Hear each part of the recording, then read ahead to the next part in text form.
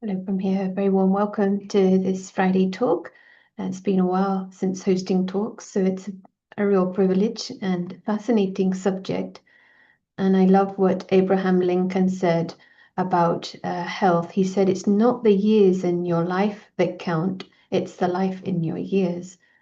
And not a new thing, but this topic about longevity, we want to explore it in from many different angles, and also looking at a profound question, because there is something within every living creature to not just extend life, but have some kind of um, carrying on, and no one would want to ever die consciously. So we want to understand what is the enduring nature of who we are.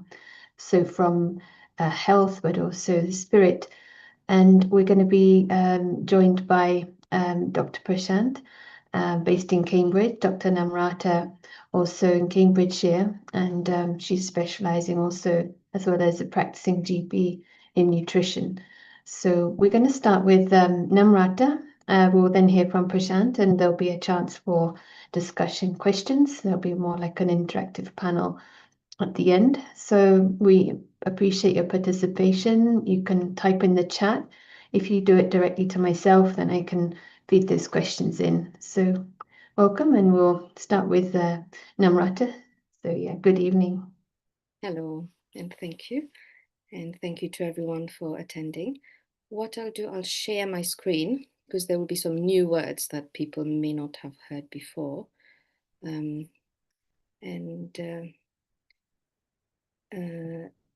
Yeah, so you can see this okay. Yes, it's very clear. Thank you. Right. So yes, first question I'm going to ask, because many would think, oh, it's, ask ChatGPT how to improve your lifespan. It will say, eat healthy, exercise more. So the question is, does that really equal to a longer lifespan? And what we find is people know the answer, but they can't maintain it, right? And the next question is, when we talk about longevity, yes, there is lifespan, long life, but what else is there when we talk about longevity? So feel free to put in the chat, but the next one we know it's what we call the health span. So it's not like Sarah said with the quote, it's not the quantity of years, but it's how healthy the body is, how active, how much cognition, how fresh and clarity you have in your mind. Hence the quote, when we talk about vitality, energy, all of that, the quote of adding years to life, or life to years. So not adding years to life, but life to years, right? Because we don't want to have 100 years of lifespan, but 30 years of that, we are bound to the bed and we're totally dependent, right? But we do know that longer age can be associated with some chronic health problems, because as we age, the body gets older, the organs get older. We have some more muscular skeletal problems, cranky joints and all of that. But we need to look at health, not just the body. So when we talk about health span, there is the physical health, but there's cognition health, brain. So now we know there's more dementia, for example, confusion, delirium, kind of brain, neurodegeneration, as we call it. But mental health, mental health is also very high with older people, and also emotional health. Why I'm putting these is, this saying, we get wiser as we get older. For me, it doesn't seem true anymore. So, for example, say in one part of the country, talking of mental and emotional health, one part of the world, you find people who are in isolation, this boredom, isolated, don't have much interaction or social life. And on the other side, too many family members, too much conflict with children, with grandchildren, money issues, financial issues. And people like that, the longer you live, of course, you're going to face this for longer. And people who've kind of fed up with that, they call out to the divine. They say, oh, divine, lift me up from this world. I don't want to live anymore. I want mukti, moksha, like want to liberation. And yet, when the time comes for them to leave the body, funnily enough, they don't want to leave. That's the majority of people. They want to live longer despite all the suffering. So the question is, what is it that, despite all the problems that happen, despite the chaos, that we want to live longer? And knowing that the body will expire, it's guaranteed, there is an expiration date, yet we never come to terms to that. It always comes as a shock. So the reason one is asking this question is we have to look at both aspects, because if you're not looking at both areas of living a long life, but also happy to leave when the time comes, then until we grasp that, we won't really be having what we call a longevity in terms of quality of living. And for that, of course, wisdom comes in that. And Prashant will have more to say. So looking at aging, this is a natural process. Of course, it's seen as a negative thing, but it's natural. We all have to age. However much beautiful we are, however much we're going to conserve this external beauty, the body will age. But the question is, why do we age? Just looking scientifically, there is, we all have a DNA. Sorry for the typo. So the DNA in the body, it's like a blueprint. It tells us, what's the color of your hair, your eyes, your height, all of that. But it's got the genes in it. So the genes gives instructions to make like proteins to kind of help your body function. And this is associated with good health or ill health. So for example, some people say, I have a family history of diabetes or some kind of genetic condition, so I will get this condition because this is in the genes. But what we know, that instructions, they are not gospel. If your family has it, it doesn't mean you will have it. So for example, what we say is, if you have a gun, but you haven't fired the bullet, you haven't clicked the button, it will never fire, right? So instructions are there, but the key, the secret to this is instructions do not have to be followed, in the gene. So for example, this, because the crowd is moving in that sense of, in the, that same instruction, does not mean you will also need to obey that instruction. And it's that secret to this longevity, if we think about it. Because this instruction to accelerate your aging, you may not obey that, and you might actually slow down the aging. Then, like I said, there's some people might find these new words. So telomere. Telomere is something, it's like a protein at the end of a gene, and this equals to your number of years, so lifespan. As we get older, or actually as the telomere shortens, our lifespan reduces. So the key is, how do we slow down the process of shortening of the telomere? We don't look at making it longer, but we slow down the process. Longer telomere may mean there's more growth, more kind of cancers and all of that. But we can look at repairing. If it's too short, it can come to normal length, or it can slow down. These are kind of novelty in science, because before, people would think, no, your telomere has to be short. DNA is the law, is the blueprint. You can't switch, it is that.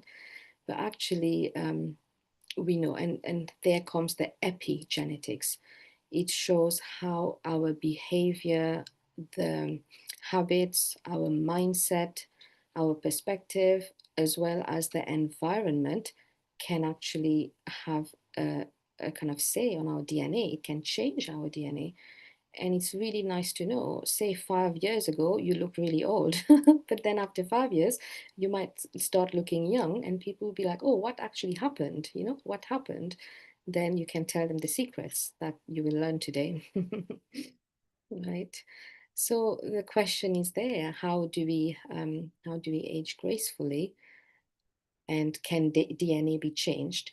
The answer is no, your DNA cannot be changed because you've acquired them, but the instructions for that DNA, for that genes to manufacture new protein, new muscle, new skin, new organs, new brain, that the instruction can be changed, and the telomere that reduces the life, that also can be changed.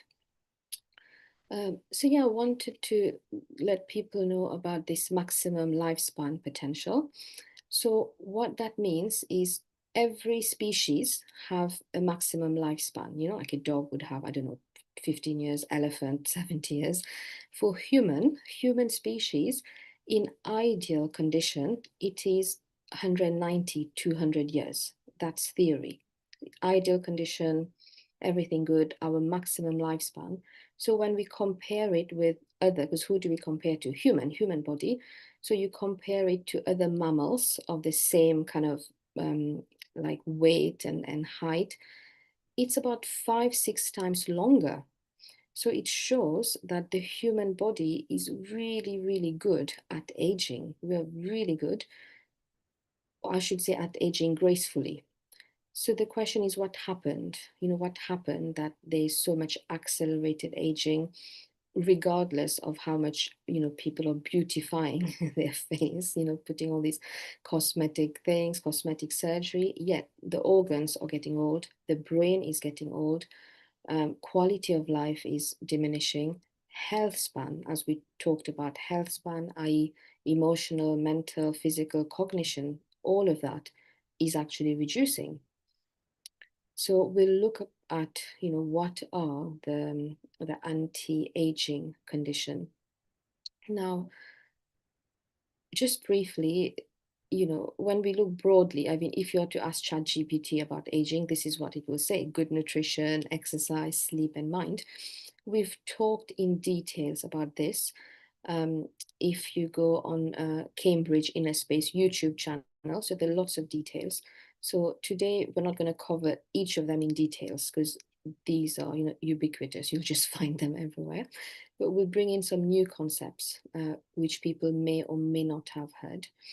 So there's this process called hormesis. Some people may have heard of it, and it's one of the anti-aging factor. So it's actually a physiological thing that happens in your body when there is some physical stress, short burst of physical stress. It comes with a very good adaptive response, and the body becomes resilient. So it will boost repairs in your body. There will be antioxidant defenses. So these are things that so oxidative stress is the bad chemicals that happens in the body, like toxins. Antioxidants, they wipe out these toxins, and we'll explore what they are. And what happens with hormesis, it helps in mopping up a lot of the damaged components. So as we get older, the DNA gets damaged, telomere gets damaged, all of that is released as toxins. So these toxins, they cause more havoc and more aging, you know, to the skin and organs and all. So with hormesis, it will help wipe those out. And what happens is there's this protective self-healing state. And in another word, we call it rest, digest, and repair. And this happens through the pathway of what we call the vagus nerve. Some people may have heard of it. It's opposite to the fight, flight, and freeze, the stress, the physical, kind of the bad stress response. So hormesis is the good stress that causes a healing state. So yes, what are they, you know? And it's good to know. So yes, we talk about fasting, and people may have heard of intermittent fasting, long fasting, but a very simple way is just regular day-to-day fasting, so 12-hour overnight fasting, and have a gap in between meals. So for example, some people have frequent meals or snacking, and I'm not talking about people who have diabetes or other health issues that they need to snack, but sometimes because maybe we've not slept well, or there's a feeling of emptiness, we are kind of addicted to food to have this dopamine hit, something happens, let me get a chocolate, or I don't know why I'm reaching for this chocolate. So it's good to know when there's emptiness inside and we just want different things to fill, we're putting more toxins in the body, because the body needs time, what we call housekeeping. Housekeeping, you go to a hotel, you check out at 10 in the morning, but the other person, they don't check in at 11, they check in at 4 in the afternoon, because we need time to clean that room, to change the bed sheets. The same thing happened with the body. It needs time. When we digest food, we also digest toxins, we're breathing in pollution, your liver is detoxifying. So we need time to housekeep. So if we're snacking frequently, we're putting more toxins. The body doesn't have time to mop. So all the dust, I mean, think of your house. If you keep it dirty, all the dust just gets recycled, and it's kind of, yeah, it invades a lot of your organs and it can cause problem. Then the next thought of, what causes this slight physical stress, it's good to know colorful plants. We have a lot of beige diet, boiled potatoes, chips, roast potatoes, potato, um, colorful food that are colorful. To retain that color, they themselves had to go through this hormesis. They had to be resistant to the environment, to pests, to a lot of things. Hence, they retain the color. So when we ingest them, we get what we call phytochemicals, plant chemicals, and they are antitoxic. They wipe out a lot of the toxins in the body, or what we call free radicals, if people have heard of that. And this will come with all your vitamins and minerals. But we do know sometimes soil quality is not good. Hence, some people may need extra vitamin. So, for example, vitamin C, bright yellow color, orange color, they are called the master antioxidant. Then we have your B's and your vitamin D from the sunlight, the blue colored in aubergine, for example, or the red color tomatoes, peppers. So we have to have a variety of colored. That also includes your pulses and beans. So we have to think broadly. And yeah, exercise. So especially resistance training. As we get older, our muscles can get slimmer and thinner.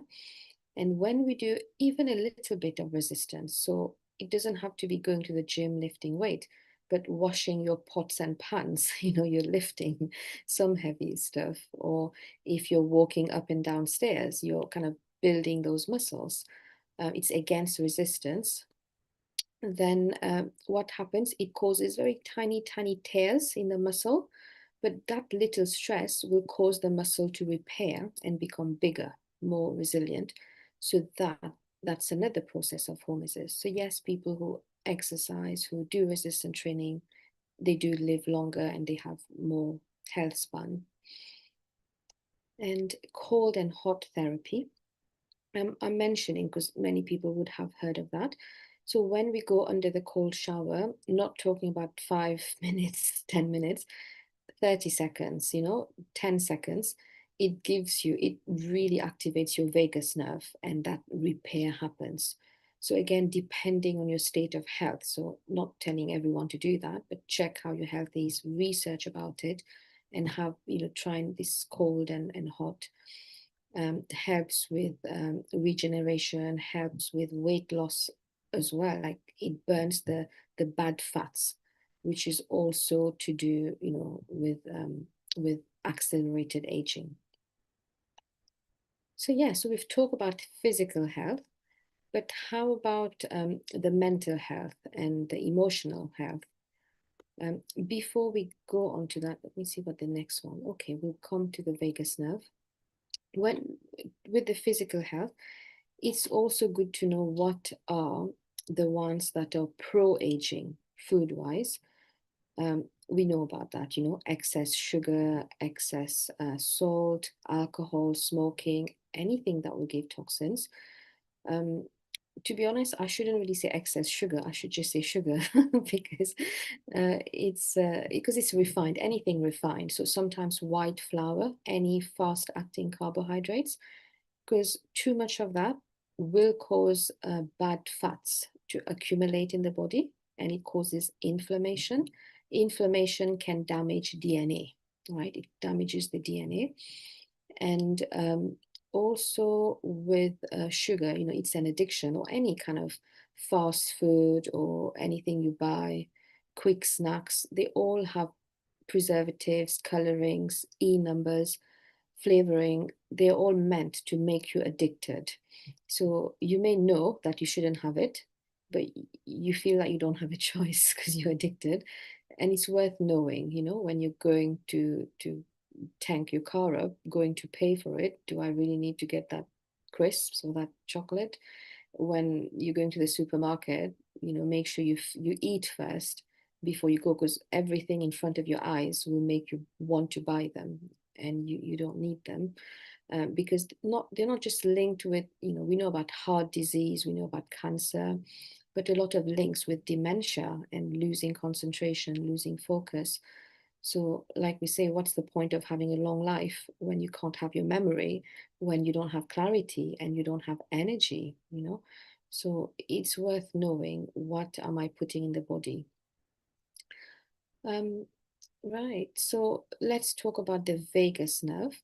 So we say this is the rest, digest, and repair. Because with aging, two things are happening. There is kind of the cells are in a way dying, we call it, but there is reparation at the same time. So we no longer say wear and tear, the common word, we say wear and repair, because wear and tear means, oh, I'm kind of crumbling, it's just wear and tear. But when you know reparation is happening alongside, then you think, so what is the raw material that I can give to repair the body? And fight, flight, freeze, stress response, it can be happening right now.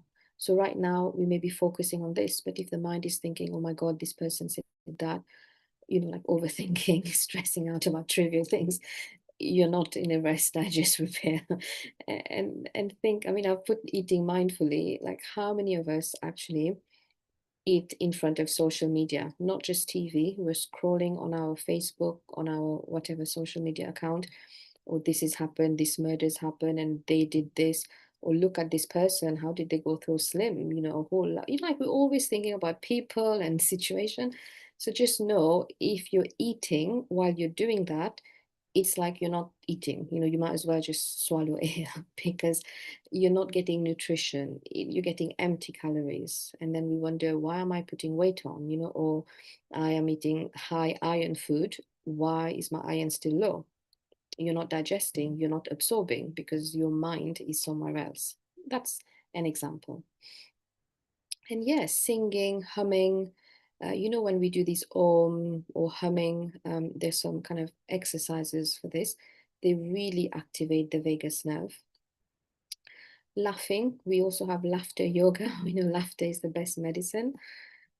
Positive socializing. Why positive? Because these are the ones that will empower us. They will, if you say, oh, I'm fasting, or I'm looking after my health, they won't say, oh, come and have this bhaji, have this, have more to eat.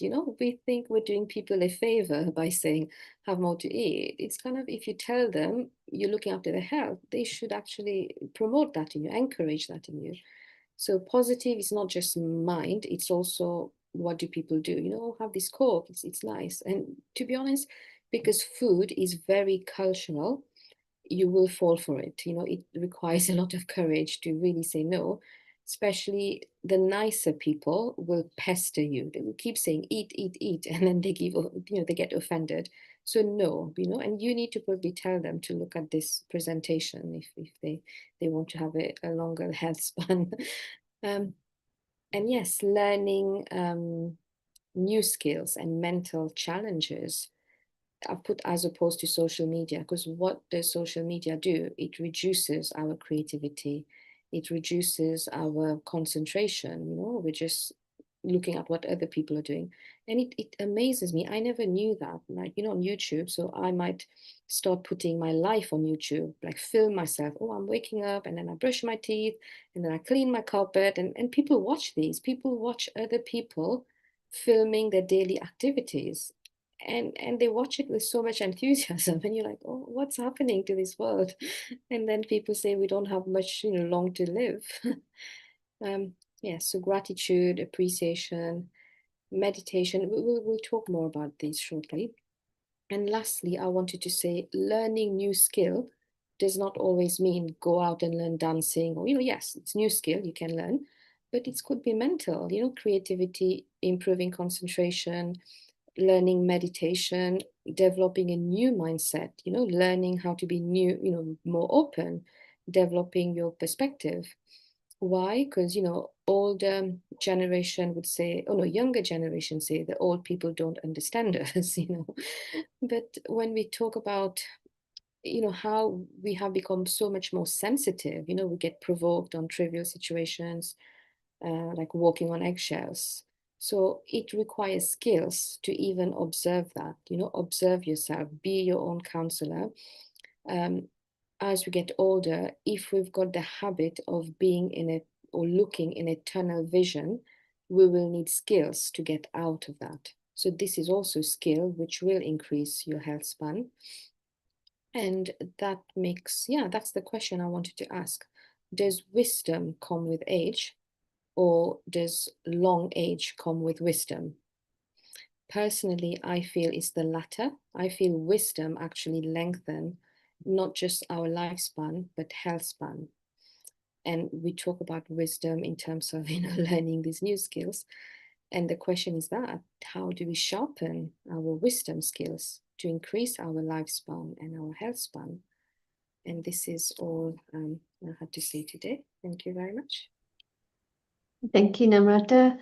And it's a wonderful way to segue to Prashant. And just fascinating how, from the medical perspective, we can also really understand that there's a huge impact of the mind on the body, even on the digestion. I'm sure many are quite surprised because we can all be tempted to eat and just check messages, but the rest, the mindset, and giving time for the body to do what it needs to do, and how much the industry is billions of pounds on anti-aging, but many of the things you said are very simple, like give time for the body to repair, and we're not really sold to those things, let's say. So, Prashant, it'd be great to hear your many reflections on what's shared and take us into the perhaps more about the mind and this other side. So, yeah, good evening, welcome. Sure, thank you. And thank you to Dr. Namrata. Very, very clear and very useful.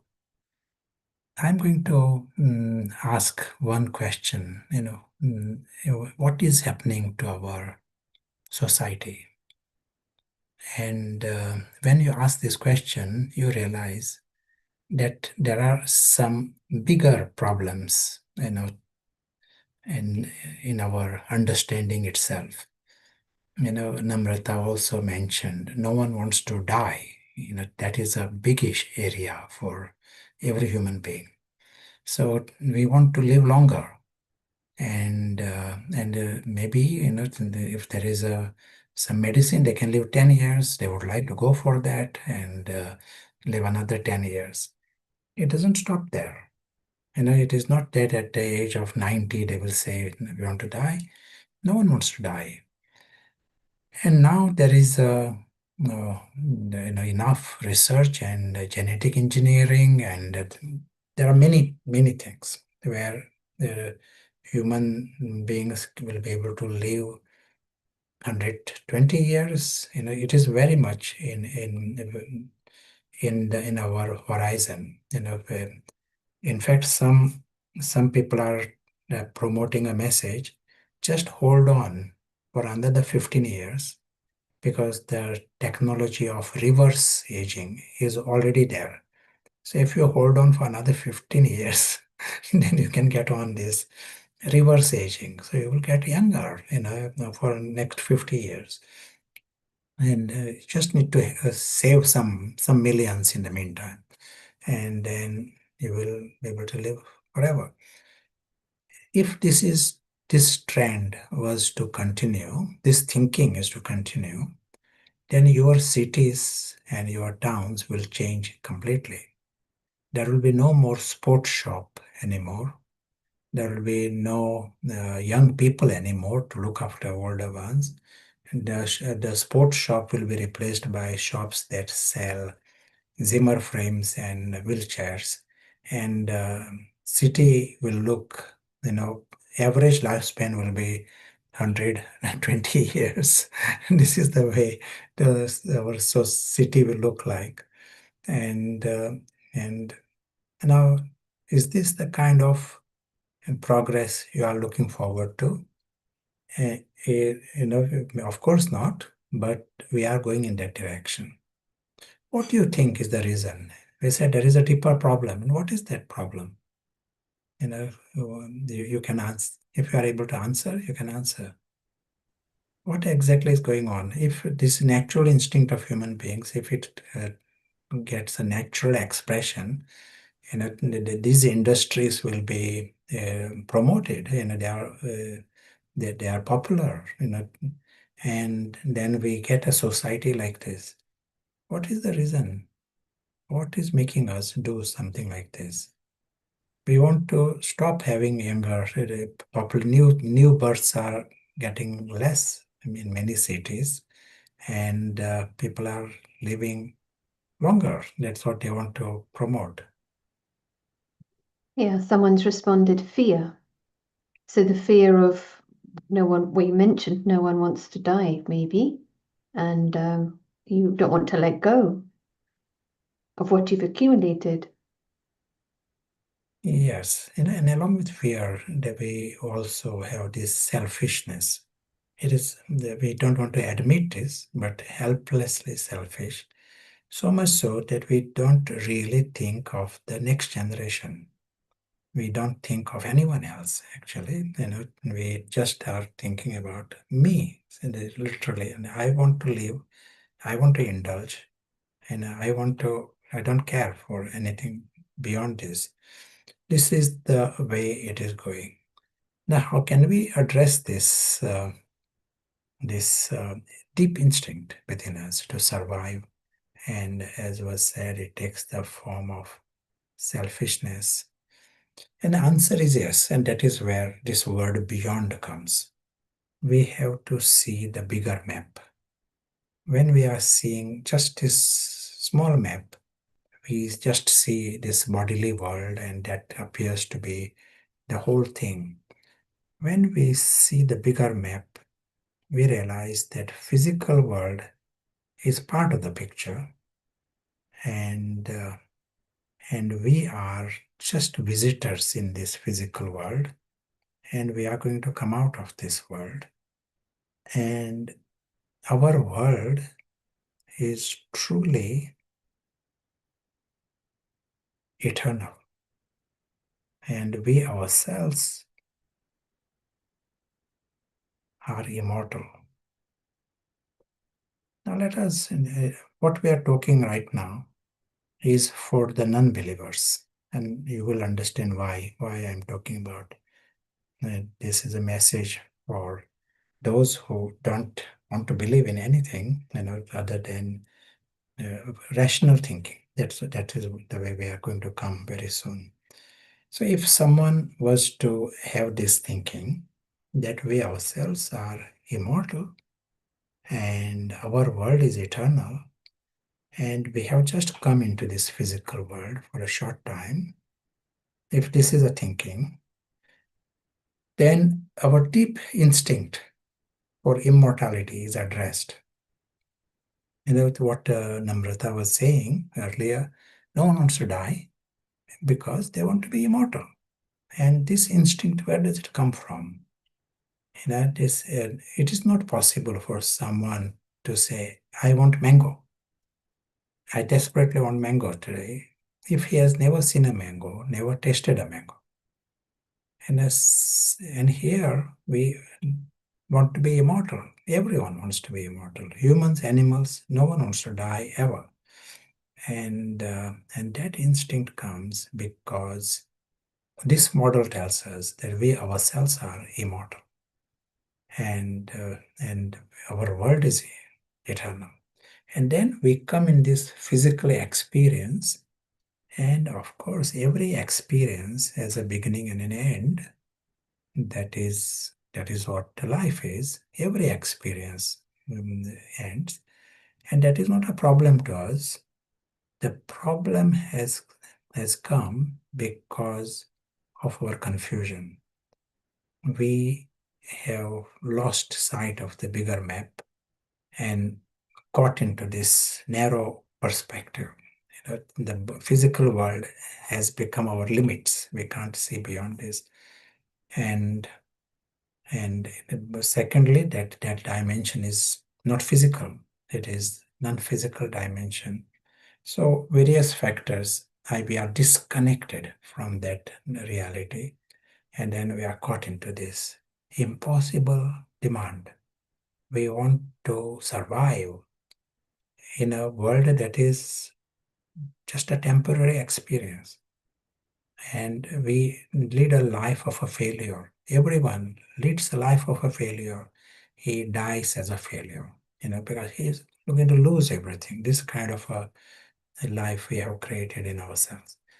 And of course, he will be selfish because there are no other answers. He can only try and see how much he can grab there.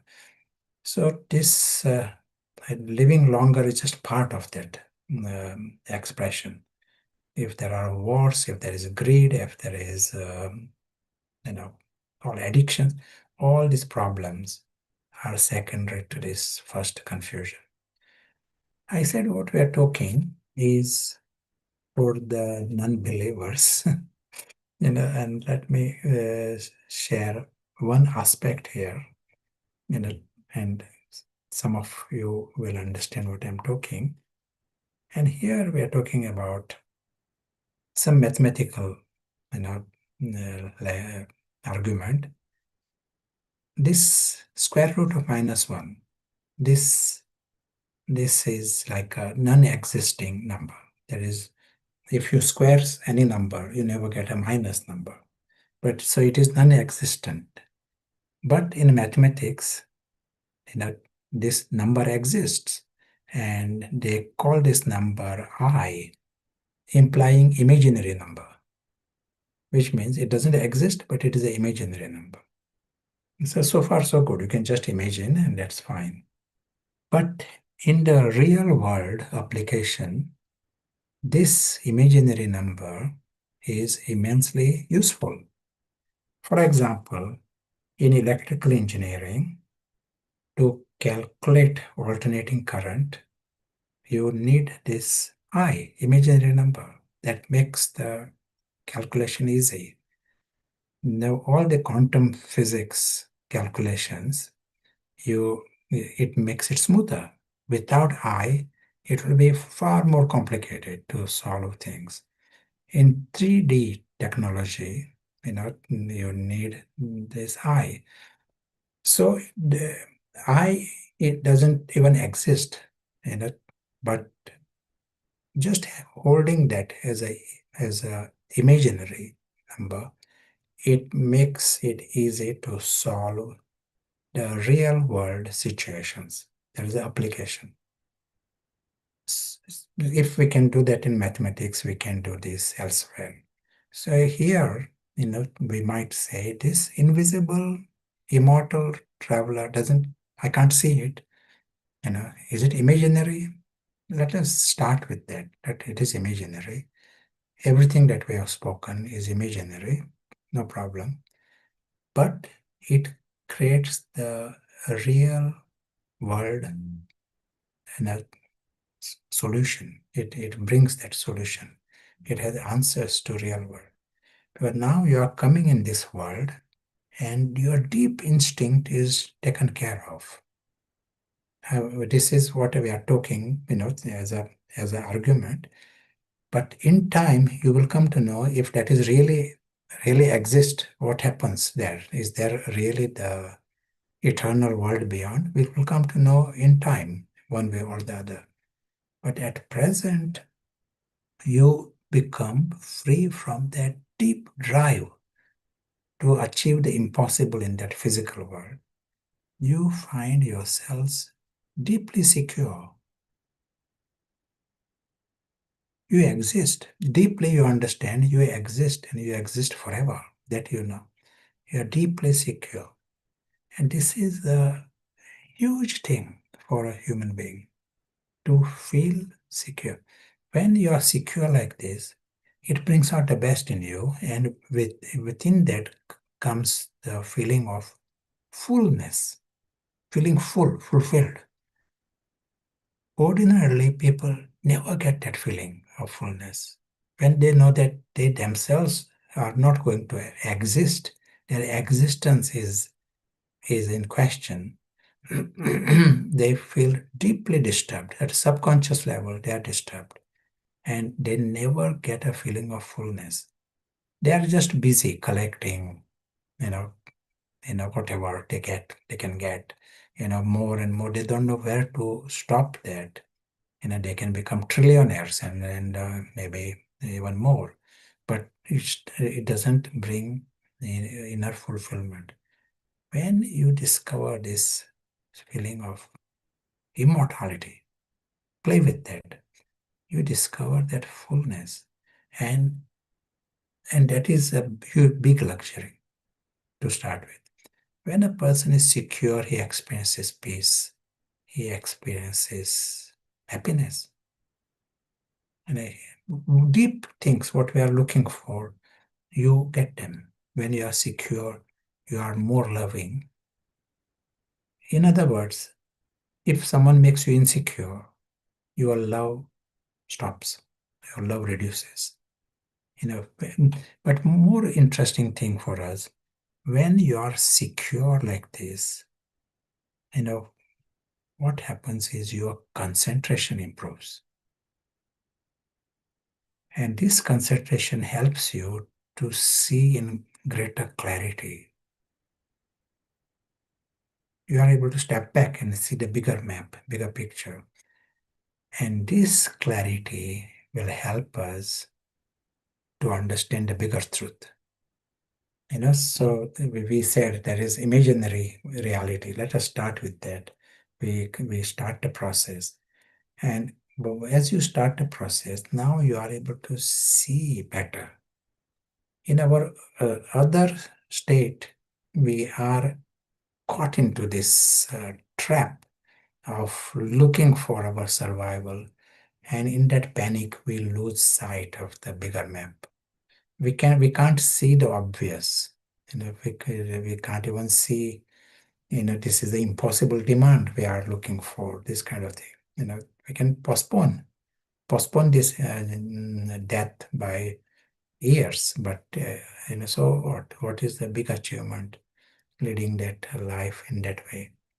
But all this clarity is the most precious thing for us, because once we have got a grasp of the bigger map, you understand your life better, you understand the answers to your life, you're understanding answers to other life. Now another spin-off from this practice, and we'll create some time for this practice. The spin-off is that as you internally are more relaxed in this way, what Namrata was talking about, this sympathetic release of fight, flight, freeze, faint, those reactions stop. because you are secure right now. Provocations come. There are all kinds of situations come here, but there is part of you who knows that you are so safe. You are immortal. And this is just an experience, temporary experience. So it doesn't go into straight away the stress response, and what we also saw, this parasympathetic response that favors your lifespan, longer lifespan. So you are not worried about long lifespan because you are immortal, and either way is good. If you, bit like, you go to a park and you are there for, 20 minutes, 1 minute more, 1 minute less doesn't create a major problem. You are very relaxed about it. And so this is exactly what happens here. When you are having this understanding of the bigger map, you are relaxed about it. You are enjoying those 20 minutes that you are there. You are not worrying about all the time. I have to leave, and how can I grab things and how can I beat people? This is not your thinking. You are busy enjoying the time. You are happy to come in, happy to live. You do not lead a life of a failure. You add life to your years rather than just worrying about adding years to the life. Quality of life changes. You you um, find yourselves in a state where your richness of the heart and richness of the head. So that is a big blessing. Maybe I'll stop here and we'll create some minutes for experience. Is that time for that? Yes, that would be very good.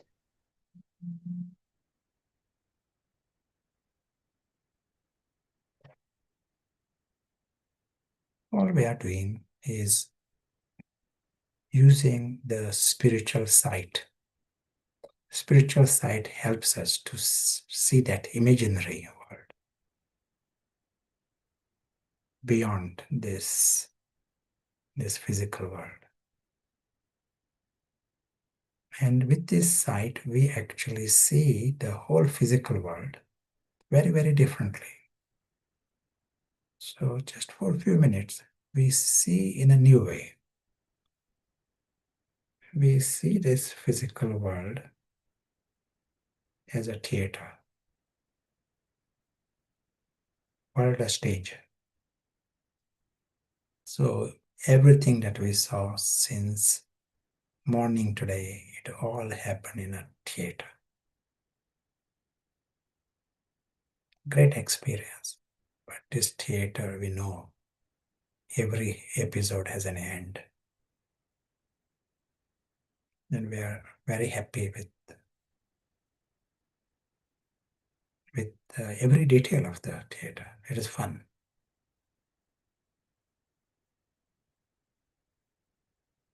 There are a variety of characters and dragons and villains. It is fun because with this sight we know the reality beyond the theater. That is our world.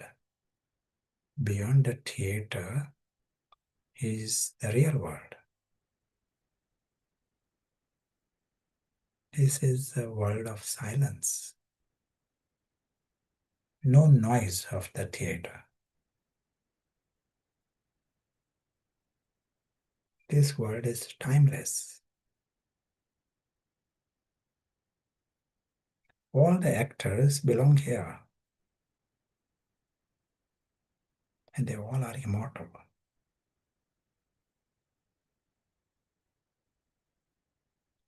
And with the immortality comes that higher personality. They are noble.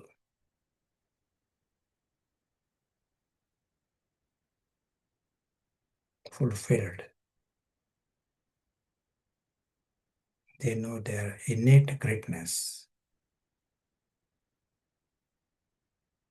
And so we are seeing this gathering where everyone is worthy of great respect. All are beyond harm.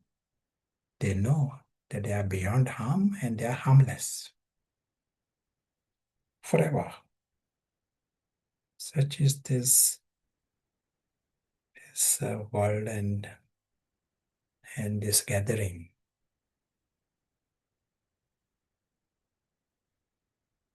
And from here, we come into this great performance, and also a great experience.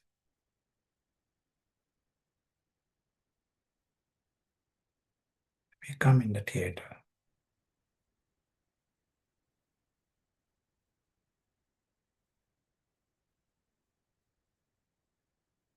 That whole experience is an extra experience. The theater also is harmless.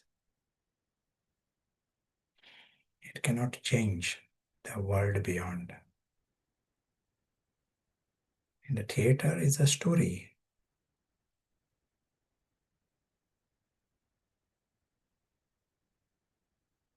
We understand there is nothing to worry about, nothing to complain about.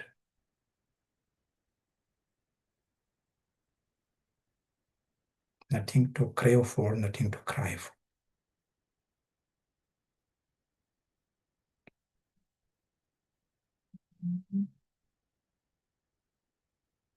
The invisible actors know of their immortality. And they also know of this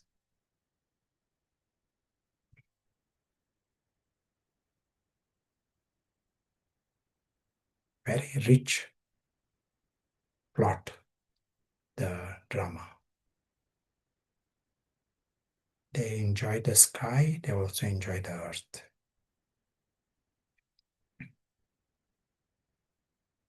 As we prepare to come back to our journey beyond, we remember the immensely beautiful truth.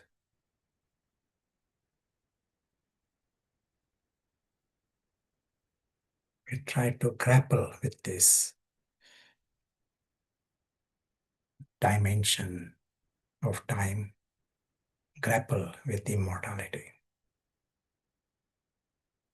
Thank you.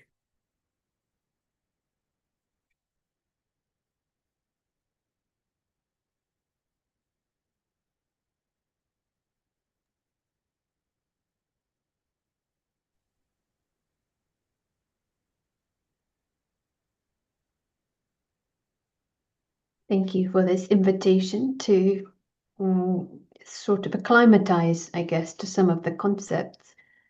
So, shall we go into more the discussion phase, or anything you wanted to finally add on this aspect, Prashant? Yeah, discussion is good. So this analogy of going to the park, I just responding to some of the things you said first. It is so useful. It's very clear. You go to a park, but you don't want to own the trees. You are using things, but you're traveling through and appreciating. So what Namrata is saying about preparation, about what is completely natural, and it feels like with aging, it's so clear that you're a temporary trustee when it gets to be closer. So there's actually a lot to learn, isn't there? I mean, it can happen anytime, this building of clarity and resilience and strength. And this instinct, Prashant highlighted, that we do want to immortalize something of ourselves. That instinct, sometimes it's to live through our children or build a career, something that's a legacy.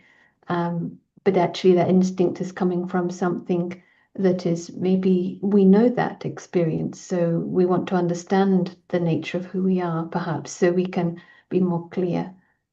And this maths analogy is a very new thing, and I was researching. It's like that name may be a bit unfortunate because it's just that it doesn't lie on the ordinary number line. And it's a bit like a concept which new, like -3 sheep. You know, it doesn't exist, but we have minus numbers. So they used to believe that one line described all the numbers. Then they discovered there's another dimension. And another word could be orthogonal numbers. There's like a second perpendicular number line, which that just means right angles. So in this way, that dimension, which is on another plane, as if going a direction beyond, it does explain our psychology very nicely.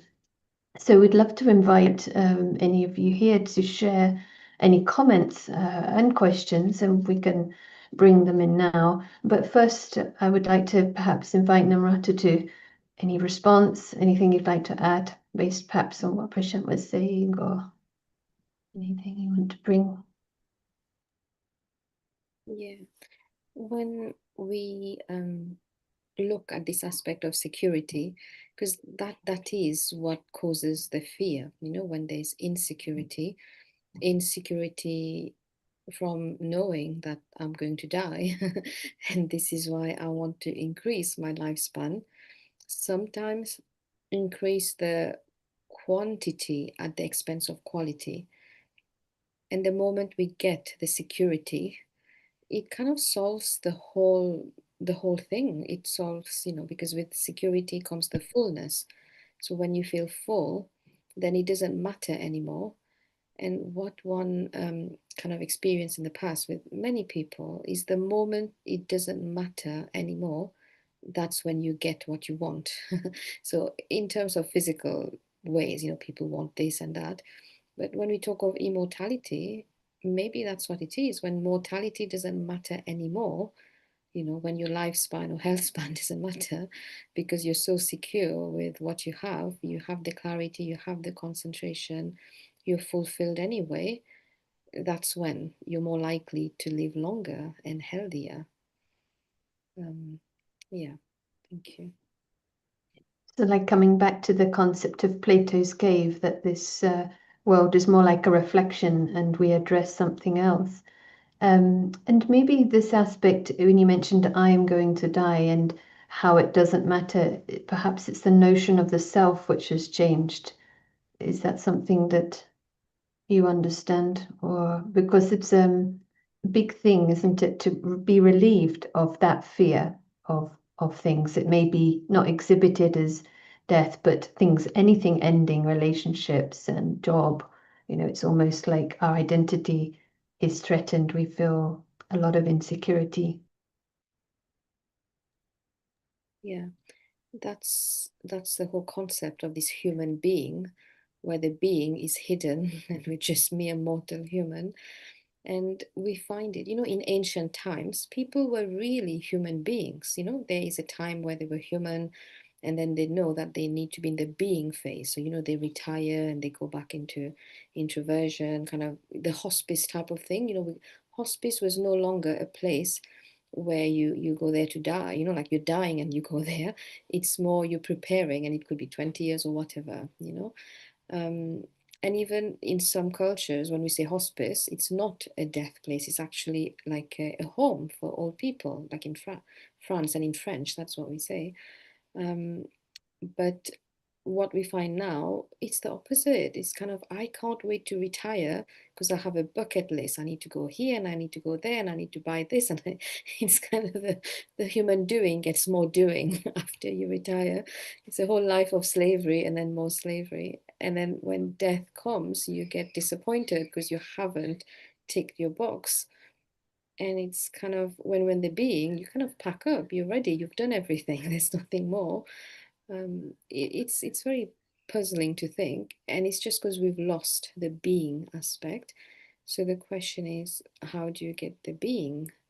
When we find the being, which is yourself, when we find ourselves, then we don't need to be doing others to try to get that joy, to get, you know, all the things that we think we need. It's from emptiness, isn't it? The more empty you are, it's a life of slavery has drained you that you're so empty. You're just finding other things to fill yourself, climbing the upside down ladder of success, they call it. Yeah. Yeah, that's very relatable. It'd be interesting to hear Prashant's any reflections on these aspects that Namrata's brought, and this shift of identity that perhaps needs to happen, or how do you understand it to really embody and experience the benefits of security, which even reflect in the physical side. Yes, it is such a shame, like what we have created this world. Like, look at this, we took the example of going in the park. And if one is so worried about, he wants to stay there in the park, do not leave the park, that subconscious fear, makes him greedy. He has to own trees. He has to prevent others coming in the park. He has to collect guns to beat anyone coming in the park. He has to build the army, and everyone is thinking the same way. So instead of everyone enjoying the park, it has become a place where you manipulate each other. You don't trust anybody. You want to beat each other, and you want to mm, break the trees and collect use it for your weapons, and destroy the park as a result. This is like a spin-off, and then they want to live longer in that park after destroying the park. That this process cannot be reversed just by saying we have to stop war or we have to stop this. We have to address the deeper issue of our existence, and just bringing in this aspect of immortality, and living with it. We said it is not enough just a concept, but living with it, bringing the security of that, and being carefree about that. There is no death. It's just the end of the one experience. Another experience begins. If someone starts with that model, even for minutes, just like we created this time for a few minutes, just bring in. You bring in the divine personality of the human being.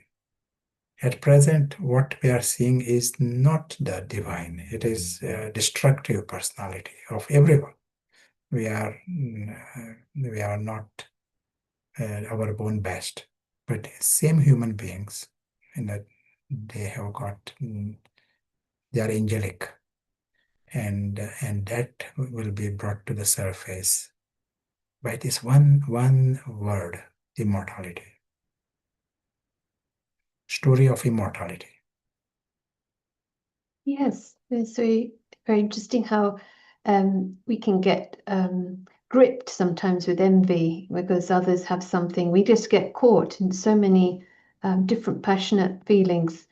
And this is what Namrata was saying, this natural being that perhaps we did see more when there wasn't this consumerist drive. That if we see life as a gift, we naturally appreciate this less need to grab and accumulate, even if it's experiences.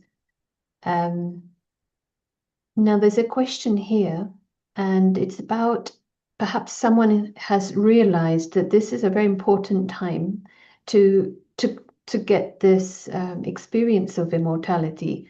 And so, as a consequence, they now have a desire to live longer, to experience this new consciousness, because it does have an effect. And in philosophy, they actually say it can have a return in the next life. And so you now want to live longer to make use of this unique chance. Do you have any thoughts on that? That could actually create a fear as well. I don't want to lose this chance. Lose which chance? Chance in this time to accumulate these experiences, if you like, of immortality. Sure, sure. No, that is not immortality. It is like seeing the bigger map and our existence beyond. You know, that immortality, not immortality in the park, but we are seeing our starting position of eternal world, eternal existence. And when you are coming in this park, you know beforehand it is just an experience.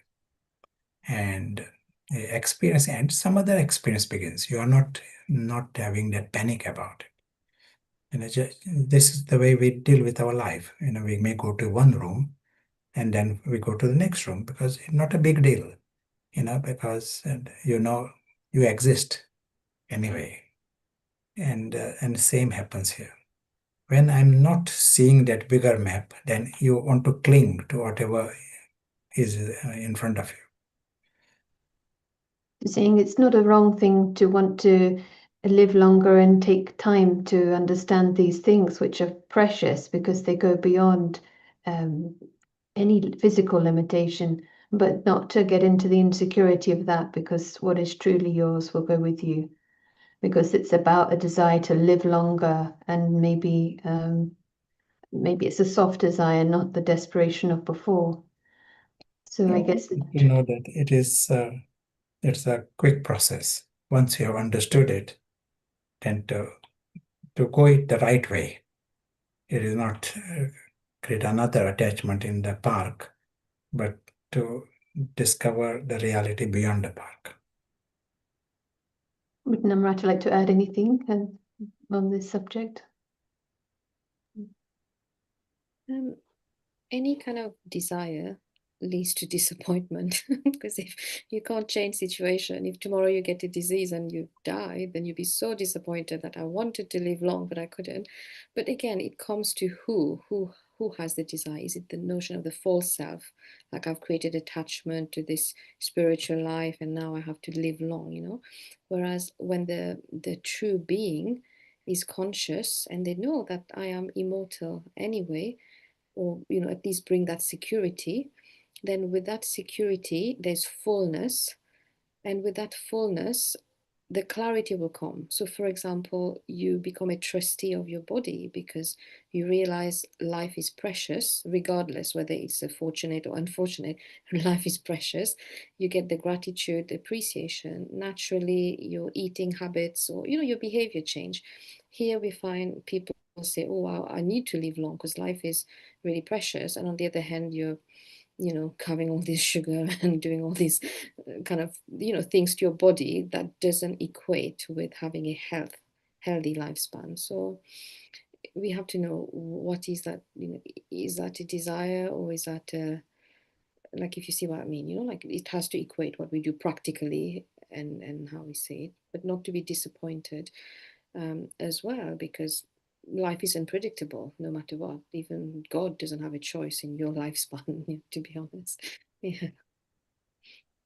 Yeah, that's nice to have balance, to have the wish maybe, but at the same time, when Prashant said it does not a long process, that felt like a big relief, because in a way we touch this, it's like touching the highest peak of that deep peace, and then we are kind of retouching, reawakening, and that process continues to get stronger, and at the same time taking care of all the levels, because we are also here to be trustee of the body, and that will also help the mind.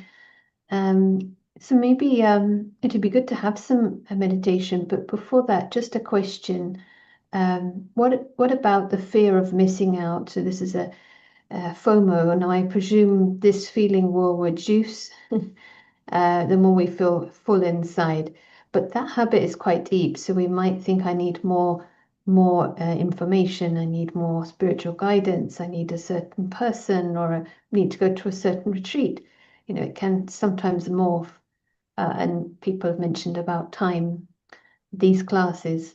So I don't know if Prashant, you want to say anything about maybe to address that, but also what is this accurate? When you said if it's right, then it will bring these results. Yes. This fear of missing out, and any fear comes secondary to attachment. Only when you have created some attachment in that temporary world, then there's fear. I go in the park, I don't have fear. But only when I create some attachment to the tree, then I have fear that I might lose this tree. So it starts at some level, some attachment to something in this world. And then you are in that spiral, you are going to miss it, and you are going to lose it, to all this. So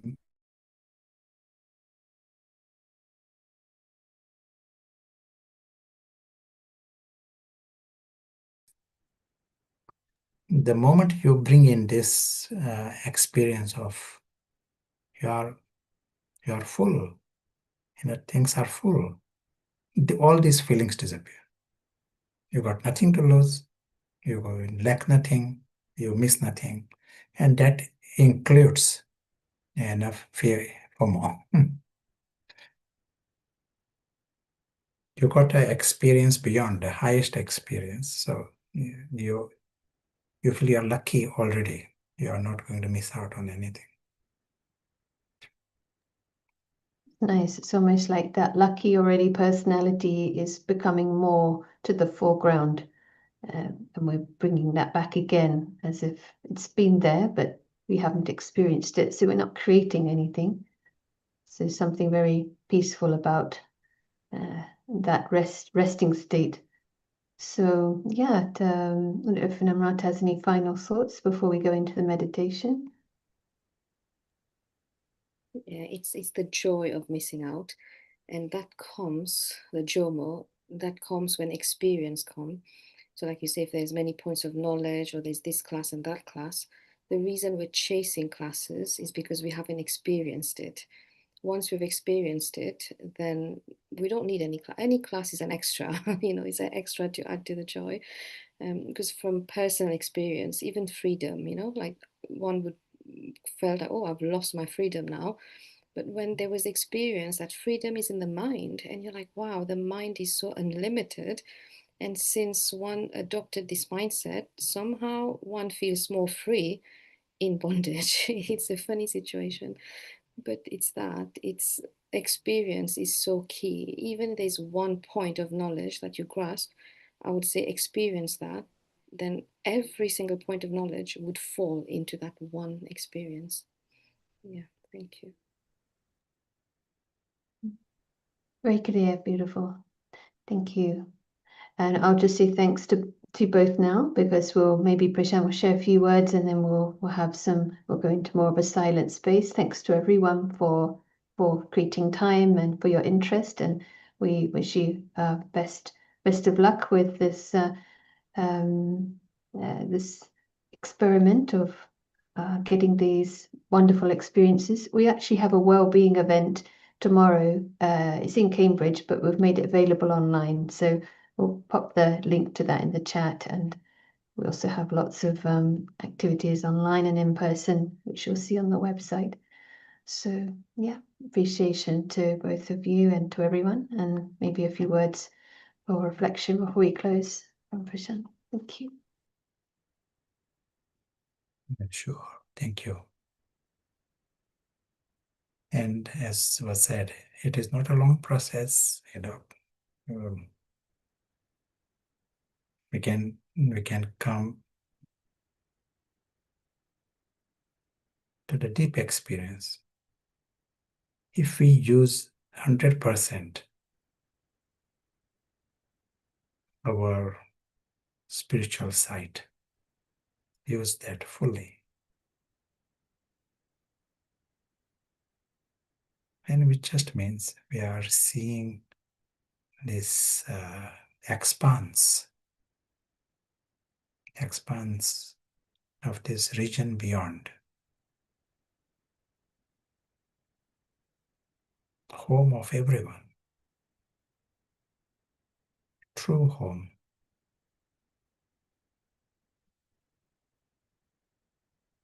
All are like living stars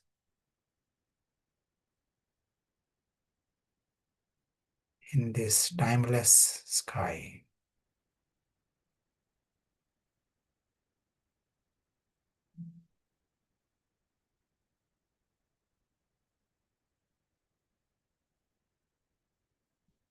When they are in this expanse, as if they don't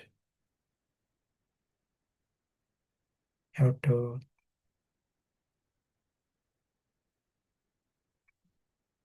go beyond it.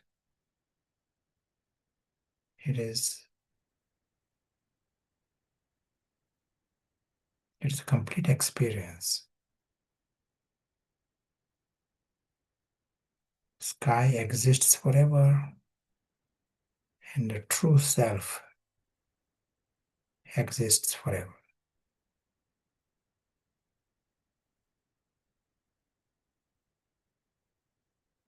We don't need to know anything else.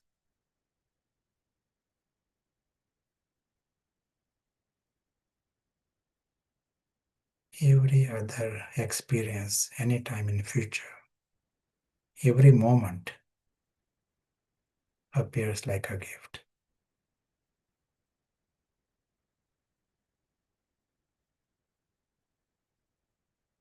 Thank you.